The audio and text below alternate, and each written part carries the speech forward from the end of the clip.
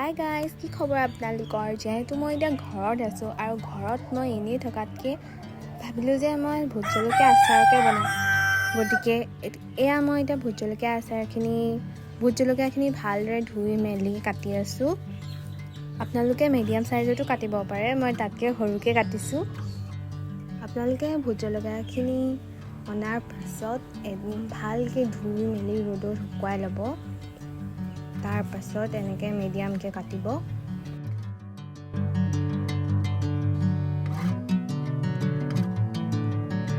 এয়া মোৰ এতিয়া ভোট জলকীয়াখিনি কাটি হৈ গ'ল। মই এতিয়া অলপ সময় ৰ'দত দিম।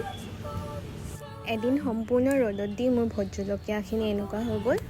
তাৰপাছত আপোনালোকে এখন কেৰাহী ল'ব। কেৰাহীখন অলপমান ল' ফ্লেমত গেছত দি পেলাই তাত কেইটামান সৰিয়হ ল'ব।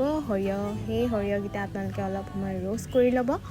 ৰ'ষ্ট কৰি লোৱাৰ পিছত সেইকেইটা আপোনালোকে গ্ৰাইণ্ডাৰত দি দিব, যাতে পাউডাৰ ফৰ্মলৈ আহে। সিমানো পাউডাৰ ফৰ্ম নহয়, জাষ্ট অলপমান আৰু বেছি নিদিব, নহ'লে বেছি গুড়ি হ'লেও ভাল নালাগে।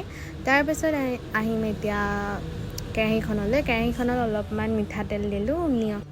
সেই মিঠাতেলখিনি আপোনালোকে এটা বাচনত লৈ ল'ব, যাতে ঠাণ্ডা হয়। ঠাণ্ডা হোৱাৰ পাছত গুড়ি কৰা সৰিয়হখিনি তাত দি দিব। তাৰপাছতে ৰ'দত শুকোৱা জলকীয়াখিনিও তাত দি দিব। এতিয়া ভালদৰে মিহলাই তাত নিমখ, হালধি যি আপোনালোকে দিব বিচাৰে দিব পাৰে, মছলাও দিব পাৰে।